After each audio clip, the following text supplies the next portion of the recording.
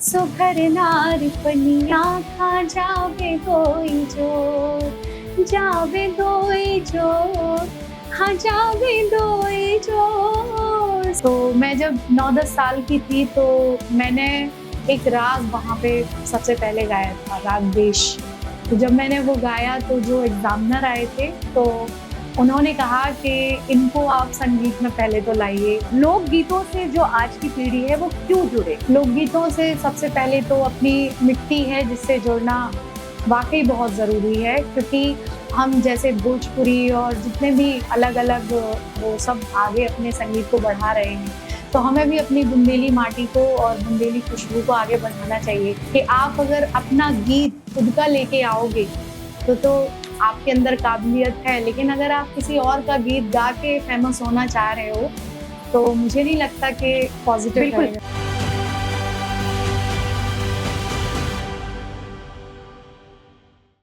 जब तक सांस है तब तक गीत है, और जब तक गीत है तब तक बुंदेलखंड की पहचान जिंदा है। नमस्कार, वीर भारत पॉडकास्ट आप देखना स्टार्ट कर चुके हैं। मैं हूं आपके साथ में अनादि, और आज हम बात करेंगे एक ऐसी आवाज से जो बुंदेलखंड की माटी की महक, उसकी लोक परंपरा और उसकी संस्कृति को अपने सुरों में जीवित रखे हुए है। हमारी आज की गेस्ट हैं छतरपुर मध्य प्रदेश की सुप्रसिद्ध बुंदेली लोक गायिका अनामिका पांडे जी। अनामिका जी बुंदेलखंड की समृद्ध लोक गायन परंपरा की एक सशक्त आवाज है, और इन्होंने बुंदेली लोक गीतों को न केवल संजोया है बल्कि नई पीढ़ी तक पहुंचाने का भी एक महत्वपूर्ण काम किया है। और उनकी इस संगीत यात्रा की सबसे खास बात यह है कि उन्हें लोक संगीत विरासत में अपनी माँ से मिला। बुंदेलखंड की प्रसिद्ध लोक गायिका उर्मिला पांडे जी को कौन नहीं जानता है। घर घर में उनका संगीत भरा माहौल जो है, वो माँ के सुर, लोकगीतों की वो परंपरा, यही अनामिका जी की पहली पाठशाला बनी, यानी उनकी माँ। अपने मधुर कंठ और पारंपरिक बुंदेली शैली से इन्होंने अनेक मंचों पर अपनी अमिट छाप जो है वो छोड़ी है, चाहे राज्य स्तरीय सांस्कृतिक कार्यक्रम हो, लोकोत्सव हो या जल संरक्षण जैसे सामाजिक अभियान। तो अनामिका जी लोकगीत को सिर्फ मनोरंजन नहीं बल्कि समाज जागरण का माध्यम मानती है। और आज ये जो एपिसोड आप देख रहे हैं, जानिए बुंदेली लोकगीत कैसे बनता है समाज बदलने का एक प्यारा सा माध्यम, और पानी बचाने का जो संदेश है जब कोई गायिका उसे सुरों में पिरोकर गाती है, तो समझिए छतरपुर की माटी की वो पहचान जो आज भी गीतों में जिंदा है, वो महसूस कीजिए एक साधारण सी लड़की से लोक कलाकार बनने तक का प्रेरणादायक सफर। तो आइए वीर भारत पॉडकास्ट में हार्दिक स्वागत करते हैं अनामिका पांडे जी का। बहुत बहुत स्वागत है आपका, वेलकम। और सबसे पहले शुरुआत आपकी मीठी सी आवाज से ही करते हैं। जी बिल्कुल। सुघर नार पनिया खा जावे दोई जोर, सुघर नार पनिया खा जावे दोई जोर, जावे दोई जोर, हाँ जावे दोई जोर। सुघर नार, हाय हाय सुघर नार, हाय सुघर नार पनिया खा जावे दोई जोर। मेरा ये आपकी दो लाइन से तो पेट नहीं भरा है, और पेट से ही शुरुआत करूंगी कि आपकी जो गायकी है, आपकी मम्मी इतनी बड़ी गायिका रह चुकी है उर्मिला जी, और जब आप उनके पेट में गर्भ में होंगी तब से ये प्रैक्टिस शुरू हो गई होगी। बिल्कुल बिल्कुल। तो मुझे आपके बचपन के बारे में जानना था कि ऐसा कौन सा टर्निंग पॉइंट आया जब आपको लगा कि मुझे ये करना है अपनी संस्कृति के लिए, अपने लोक गीतों के लिए, इन्हें शुरुआत करना है, इसे करियर भी बनाना है। शुरुआत में मैम जब मैं 9-10 साल की थी तो मेरे यहाँ प्रयाग संगीत समिति, मेरी माँ क्लासिकल म्यूजिक से हैं, तो उन्होंने प्रयाग संगीत समिति से एफिलेटेड एक घर में महाविद्यालय चल रहा है जिसमें माँ ही उसको हैंडल कर रही हैं मेरी। तो मैं जब 9-10 साल की थी तो मैंने एक राग वहाँ पे सबसे पहले गाया था, राग देश। तो जब मैंने वो गाया तो जो एग्जामिनर आए थे तो उन्होंने कहा कि इनको आप संगीत में पहले तो लाइए, क्योंकि ये तो मतलब पहले से जीन्स ही इनके अंदर आ चुके हैं। म्यूजिक के आपसे विरासत में इनको मिल चुका है, तो इसको आप पहले संगीत में, तो वो एक मेरा पॉइंट था जहाँ से मेरी माँ ने मेरे ऊपर थोड़ा सा संगीत में ध्यान देना मेरे ऊपर शुरू किया। ओके, और अगर बात की जाए आज की पीढ़ी, जी, मतलब आप उस मैं ये नहीं बोलूंगी कि आप पुरानी पीढ़ी, आप भी एक नई पीढ़ी जी। को लेकर आ रही हैं। जी, तो बहुत सारे युवा जो इस वक्त आपको देख रहे हैं कहीं ना कहीं इंस्पायर तो होते ही हैं जी, जी, कि जब अनामिका जी गाती हैं तो मन जी। करता है झूम उठे, आपको देखकर इतना पॉजिटिव एनर्जी आती है। जी। तो आज की जो पीढ़ी है कहीं ना कहीं लोकगीतों को पीछे छोड़ रही है, पॉप म्यूजिक की तरफ जा रही है या वेस्टर्न कल्चर की तरफ जा रही है, जी। उनको आप क्या कहना चाहेंगी? और लोकगीतों से जो आज की पीढ़ी है वो क्यों जुड़े? लोकगीतों से सबसे पहले तो अपनी मिट्टी है जिससे जुड़ना वाक़ई बहुत ज़रूरी है, क्योंकि हम जैसे भोजपुरी और जितने भी अलग-अलग जहाँ-जहाँ के हैं, वो सब आगे अपने संगीत को बढ़ा रहे हैं। तो हमें भी अपनी बुंदेली माटी को और बुंदेली खुशबू को आगे बढ़ाना चाहिए। मेरी माँ का और मेरा भी एक छोटा-सा एक कहना है कि जो आज के युवा पीढ़ी वर्ग हैं, वो कुछ लोग बहुत प्रोग्राम कर रहे हैं, गा रहे हैं, नए-नए लोग आ रहे हैं, तो मैं बस इतना कहना चाहती हूँ कि जो भी गीत आप गा रहे हैं, वो थोड़ा-सा अपना गीत लेके आएँ। मेरी माँ ने भी अपना ही संगीत लाया, अपनी ही संगीत गाना लिखवाया, उस गीत की धुन बनाई, उस गीत को तैयार किया और फिर उस गीत को सबके सामने परोसा। लेकिन आजकल क्या हो रहा है कि जैसे मेरी माँ के ही अधिकतर लोग गीत गाते हैं, तो मैं एक छोटी-सी इस आपके इस मंच के द्वारा रिक्वेस्ट करना चाहूँगी कि आप उन गीतों को पहले तो बहुत अच्छे लेखक हमारे बुंदेलखंड में हैं, उनसे वो गीत लिखवाइए, उसकी धुन तैयार करिए, उसका संगीत तैयार करिए, फिर उन गीतों को लाइए। क्योंकि मेरी माँ ने जैसे मुझे यही सिखाया है कि आप अगर अपना गीत खुद का लेके आओगे, तो आपके अंदर काबिलियत है, लेकिन अगर आप किसी और का गीत गा के फेमस होना चाह रहे हो, तो मुझे नहीं लगता कि शायद ये आपके लिए पॉजिटिव बिल्कुल, रहेगा। मतलब एक तरफ जी। क्रिएटिविटी है और बिल्कुल। दूसरी तरफ जो कॉपी पेस्ट जिसको बोलते हैं कि हाँ, हम इंस्पायर हो बिल्कुल, रहे हैं। बिल्कुल, बिल्कुल। तो आपको कैसे पता चलता है कि अच्छा ये जो गाना है ये चोरी कर लिया गया हमारा, या हाँ। जो सामने वाला है वो कहता है हम तो इंस्पायर हैं, तो हाँ, कैसे हाँ। पता चलता है और क्या करते हैं फिर उसका इस तरह से? बहुत आजकल जितने भी हमारे बुंदेलखंड में लोग गा रहे हैं, नए-नए लोग जितने भी हैं, वो क्या करते हैं कि जैसे कोई भी गीत उन्होंने लिया, उस गीत के पीछे एक बहुत बड़ा संघर्ष है, क्योंकि उसकी धुन तैयार करना एक अपने आप में बहुत बड़ी बात होती है। पहले तो उस गीत को लिखवाना, उसका भाव, फिर मेरी माँ ने उसको गाया, तो वो चीज़ मैं कहना चाह रही हूँ कि मतलब एक आप अपना लेके आएँ। वो चीज़ मैं थोड़ा-सा आपके से बोलना बिल्कुल चाहती बिल्कुल, हूँ। तो मुझे जी, लगता है कलाकार जो है वो जी। बहुत मेहनत से धुन बनाता है, बिल्कुल, गाना गाता है, बिल्कुल, लिखता है बिल्कुल, और बिल्कुल। उसे कोई बड़ी आसानी से, जिसे कहते हैं ना पका पकाया खाना पका-पका खाए। एग्ज़ैक्टली, बिल्कुल, बिल्कुल। तो कहीं दुख होता है इस तरह हाँ, की चीजें करने से। बिल्कुल। जितने भी लोग जो इंस्पायर्ड होते हैं, मैं यही कहना चाहूंगी कि देखिए आप फिर क्रिएटर नहीं कहलाएंगे, बिल्कुल, आप बिल्कुल। एक कॉपी पेस्ट कहलाएंगे। हाँ, हाँ। तो अनामिका जी, आपसे ये बात तो हुई। जी, जी। संकट की अगर हम बात करें, जल संकट जो कि जी। बुंदेलखंड में बहुत ज्यादा है। हाँ, हाँ, हाँ। हम लोग जब सागर गए थे, मैं जब सागर गई, मैंने फर्स्ट टाइम देखा कि वहां पर टैंकर से पानी खरीद रहे हैं। पानी मतलब इतना मुश्किल, एक एक बाल्टी खर्च करना सीखा है वहां पर, पानी जी। बचाने का कार्यक्रम बहुत पहले से सीख लिया है। हाँ, हाँ। तो बुंदेलखंड में जब आप पानी बचाने जैसे गानों पर जब आप गाना लेकर आती हैं और लोक गीतों के माध्यम से लोगों को समझाती हैं, जी। इसका कितना असर लोगों तक पहुंचता है, जी। क्या कहेंगे आप? जैसे हमारे बुंदेलखंड में जितने भी मैंने आज जो गीत गाए हैं अभी प्रस्तुत किए हैं, उन सभी गीतों में कहीं न कहीं एक पानी की ओर संदेश था कि भई पानी को बचाइए, है ना? मतलब आजकल लोग घरों में क्या करते हैं, जैसे नल खुला छोड़ दिया या लाइट चालू कर दी, तो उसकी तरफ ज़्यादा ध्यान नहीं जाता लोगों का। पानी गिर रहा है तो गिर रहा है कंटिन्यू, और ऊपर से जल संकट भी है, तो इसको थोड़ा-सा प्रोटेक्ट करना चाहिए हमें। तो इन गीतों के माध्यम से मैंने आज यही सबके समक्ष प्रस्तुत किया है। और अब बात करते हैं बुंदेलखंड में पानी की जो समस्या है ना, वो इतनी ज्यादा है अनामिका जी, जी। कि हम लोग जब सागर गए तो फर्स्ट टाइम देखा कि टैंकर आ रहे हैं। गर्मियों का मौसम, ऐसा लगता था कि जैसे श्राप हो गया हो एक एक बाल्टी के लिए मतलब बहुत मशक्कत करनी पड़ती थी। जी। बुंदेलखंड की माटी से हैं, छतरपुर से हैं और वहाँ की जानी मानी लोग गायिका हैं। तो किस तरह से आप गायकी के माध्यम से लोगों को संदेश पहुंचाती है या किस तरह से हेल्प करता है बुंदेलखंडी गीतों के माध्यम से लोगों तक मैसेज? जैसे बहुत सारे गीत हैं पानी को लेके हमारे बुंदेलखंड में, जिनसे कि हम बुंदेलखंड वासियों को बहुत ज़्यादा जागरूक कर सकते हैं कि वो पानी को बचाएं।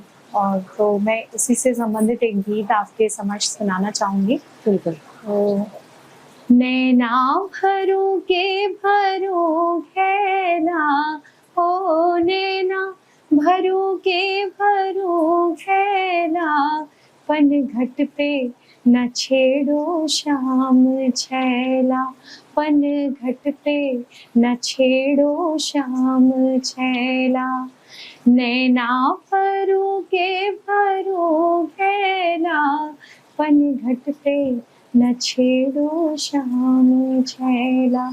जैसे कि इस गीत में है एक नायिका, एक ये लोक भजन है, बहुत फेमस लोक भजन है हमारे बुंदेलखंड का, जिसमें मेरी माँ से ही मैंने सीखा है कि एक नायिकाएं गोपियां जल भरने जा रही हैं और कृष्ण भगवान बैठे हुए हैं पेड़ों पर, तो कंकड़ मार रहे हैं या किसी भी तरीके से मतलब उनको पानी नहीं भरने दे रहे हैं। तो इस तरीके से इसमें बहुत अच्छा नोक-झोंक है कृष्ण भगवान और गोपियों के बीच। तो ये एक गीत है। ओके।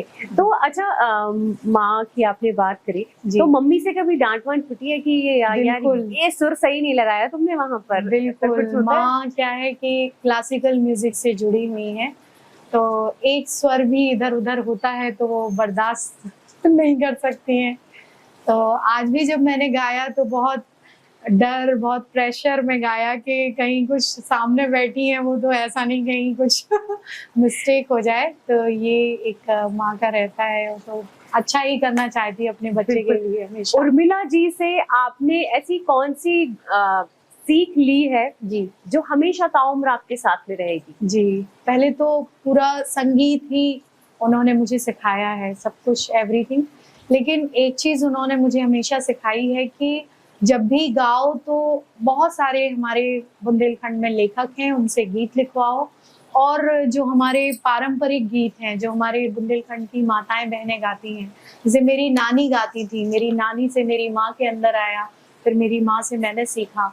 तो ये चीज़ है माँ की कि मतलब आप अपना गीत लाइए, तो आप थोड़ा ज़्यादा टिकेंगे यहाँ पर। अगर आप किसी का कॉपी करेंगे, तो वो चीज़ ज़्यादा समय के लिए नहीं है। आप कितना भी अच्छा गा लें, आपका खूब 90 हो और जिसने कॉपी किया उसका 20 भी हो जाए, लेकिन आपका 90 बेस्ट रहेगा क्योंकि वो गीत आपने ही इन्वेंट किया है, आपने ही उसको तैयार किया है। तो ये एक सीख मेरी माँ ने दी है मुझे कि जो भी गीत गाओ, कॉपी कम करो, अपना खुद का लेके आओ। बिल्कुल ओरिजिनल रहो, ओरिजिनल होता है। बिल्कुल, बिल्कुल। और अगर बात की जाए जी और अगर बात की जाए बुंदेलखंड की नदियाँ, जो अलग-अलग नदियाँ हैं, केन है, धसान है, उरल है, इनका जिक्र आता है। आपके लोक गायकी में भी इनका जिक्र आता होगा। बिल्कुल। कोई ऐसा गाना जो याद आ रहा है इस वक्त बुंदेलखंड की नदी से रिलेटेड? जी। तो वो भी हम सुनना चाहेंगे। और अगर बुंदेलखंड की संस्कृति किस तरह से पानी बचाने का एक संदेश देती है? जी, जी। जैसे हमारे बुंदेलखंड में माँ नर्मदा नदी के ऊपर काफ़ी सारे गीत मेरी माँ ने मुझे सिखाए हैं और विशुद्ध पारंपरिक गीत ही हैं वो। जैसे एक लमटेरा बहुत ही फ़ेमस है हमारे बुंदेलखंड में जो माँ ने सिखाया है मुझे। वो मैं आपके समक्ष सुनाना चाहूँगी एक लाइन। नर्मदा मैया उल्टी बहे रे, उल्टी बहे रे सामू गंगा, बहे सामू धार रे, नर्मदा मैया हो।